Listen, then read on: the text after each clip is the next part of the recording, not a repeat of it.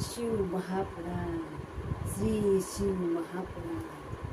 Like કરજો, share કરજો, subscribe કરજો. બની શકે તો 5 જણાને મોકલશો ને એનો પણ તમને મળશે. 5 જણામાંથી જે અવડે રસ હશે સુધરી જશે એનો પણ તમને આશીર્વાદ મળશે. તો આપણે આવ્યા છીએ હવે રુદ્ર સંહિતા. રુદ્ર સંહિતા સતીખંડ એનો બીજો ભાગ નો પહેલો સીતા ચરિત્રનું વર્ણન. સીતા ચરિત્રનું વર્ણન આવ્યા છે.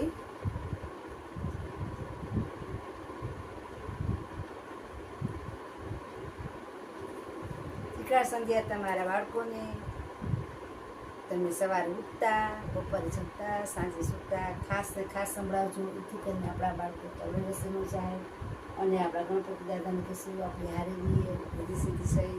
આપણે દુઃખમાં ભાગલી દુખ્યા હોય અને દુખ્યાને દૂર કરે. અમુક બહુ પીલાતા હોય છે, લીબાતા હોય છે, આપણાથી જોવાતું એ લોકોને એની પાસે લઈએ. આપણે એ બી એને રિક્વેસ્ટ કરશું, વિનંતી કરશું. પછી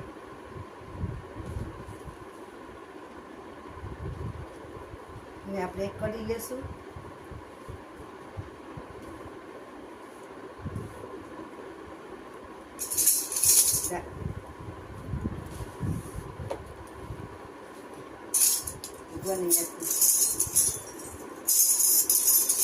મોડ વાંચવું પડે છે. મારું મોડ થઈ ગયું છે 12 વાગે.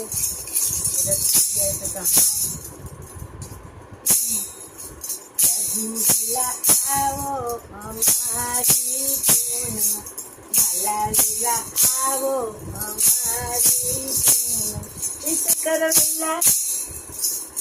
વેલા આવો સાચી આરતી લાવો અમારી પૂનમ. ગણપતિ વેલા આવો અમારી પૂનમાં. ગણપતિ વેલા આવો સાચી આરતી લાવો અમારી પૂનમાં. શંકર વેલા આવો અમારી પૂનમાં. ગણપતિ વેલા આવો અમારી પૂનમ. ગણપતિ વેલા આવો સાચી સિદ્ધિ લાવો અમારી પૂનમાં. આવ્યા આપણે આવ્યા છીએ પહેલો જ ભાગ બીજાનો.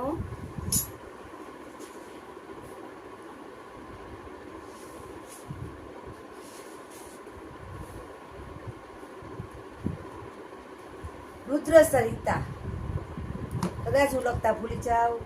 શ્રી શિવ મહાપુરાણ એના લેખક છે મહર્ષિ વેદ.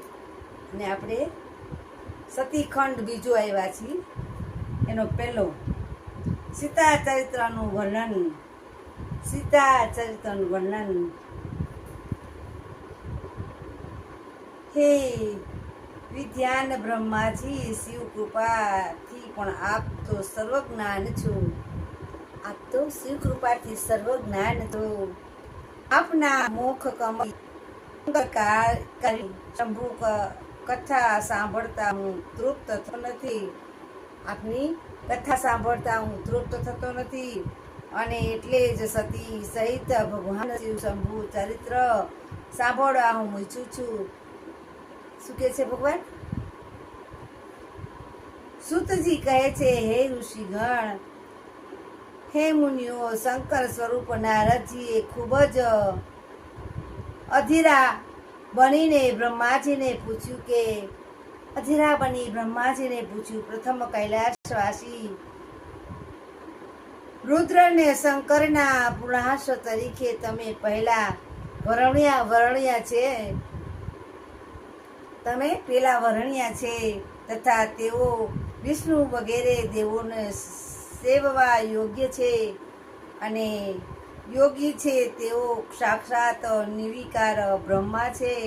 એવા રુદ્રને શ્રીહરિ વિષ્ણુએ પ્રાર્થના કરી ત્યારે તે રુદ્ર સ્વરૂપ શંકરે પોતાને માટે જ તપ કરતી શ્રેષ્ઠ પાર્વતીને પ્રેમથી પરણી ગૃહથી થયા હતા. ગૃહસ્થી થયા હતા. તે પાર્વતી પહેલો જ અવતાર દક્ષની પુત્રી સતીનો હતો. દક્ષની પુત્રી સતીનો હતો અને બીજા અવતારમાં હિમાલયથી પુત્રી પાર્વતી નામે તથા થયા હતા. આ સતી અને પાર્વતી એક જ શરીરવાળા અને સ્થાનો પર કેવી રીતે ઉત્પન્ન થયા અને તે સતી પાર્વતીના રૂપે ફરી જ શિવજીને કેવી રીતે પ્રાપ્ત થયા, આ જ મારી જિજ્ઞાસા ધરાવતા પ્રશ્નો છે. મારી જિજ્ઞાસા ધરાવતા પ્રશ્નો છે. માટે આ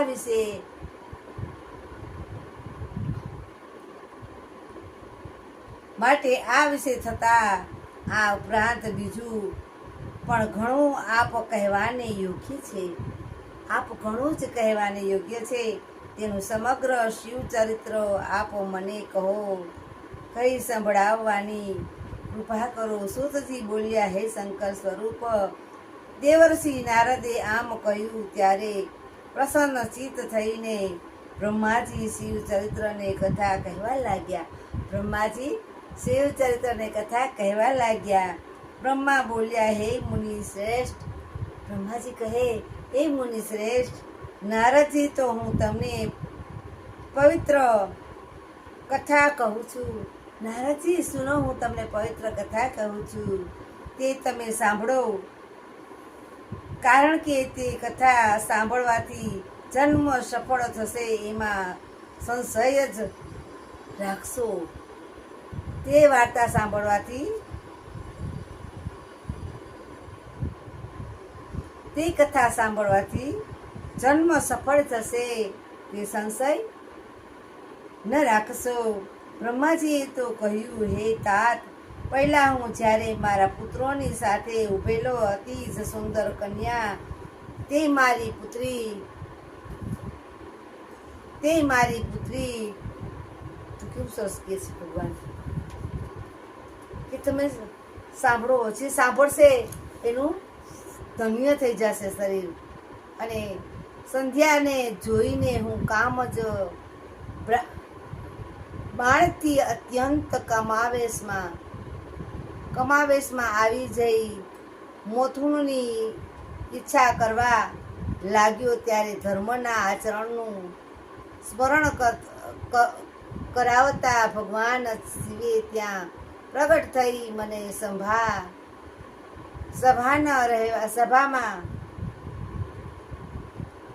ન રહેવા પ્રબોધિત કર્યો અને મારી વૃદ્ધા કરી. આમ જ મારા પુત્રોની સામે મારું અપમાન કર્યું, મને ધ્રુસ્કાર્યો, મને અપમાનિત કરી ત્યાંથી જ ચાલ્યા ગયા. ત્યારે તે ન શિવજીની માયાથી વિમોહિત થઈ મને શિવ સાથે વેર વૃત્તિ જાગી અને હું બદલો લેવાની ભાવના કરી ઘણી જ મૂર્ખાઈ કરી. હે મુનીશ્વર, ઘણી મૂર્ખાઈ કરી. પરમેશ્વર શિવ પર યોજેલા મારા અને મારા પુત્રોના સર્વ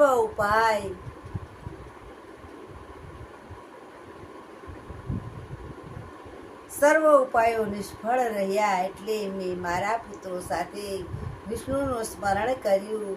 શિવ ભક્તિમાં પરાયણ થયેલા વિષ્ણુએ આવીને મને ઘણો જ સમજાવવાનો પ્રયત્ન કર્યો. પરંતુ શિવજીની માયાના પ્રભાવથી હું મારી જીદ પગ અટલ રહ્યો છું. બદલો લેવા હઠ છોડી નહીં. શંકરે વિકારી થઈ મોહમાં પડે તે સારું. મેં શક્તિ મેં દેવીના સેવા કરી અને દેવીની ઉપાસના આદરી. મારી સાધના સફળ થઈ. દેવો પ્રસન્ન થયા અને તે દેવી પાસે વરદાન માંગ્યું. એટલે તે વેળાએ મારા પુત્ર દક્ષને દેવી સતી પ્રગટ થયા અને દક્ષની પુત્રી ઉમા નામે જન્મ લીધો. તે જ ઉમા દેવી દક્ષની પુત્રી થઈ અને કઠોર તપ કરી ભક્તિ દ્વારા ભક્તિનું હિતકારક મારી સતી રુદ્રની પત્ની બન્યા અને શિવ એટલે કે પ્રભુ રુદ્ર ગ્રસ્ત બની ઉમાદેવી સાથે ઉત્તમ લીલા કરવા લાગ્યા. એમ શિવજી કૈલાસ પર વિહાર કીડા કરતા રહ્યા અને આમ રુદ્રને જો ભગવાનની લીલા કેવી છે. આપણે પેલો વાંચ્યો, હવે બીજો આવ્યા છીએ. સતીખંડનો બીજો ભાગ, અધ્યાય પહેલાનો.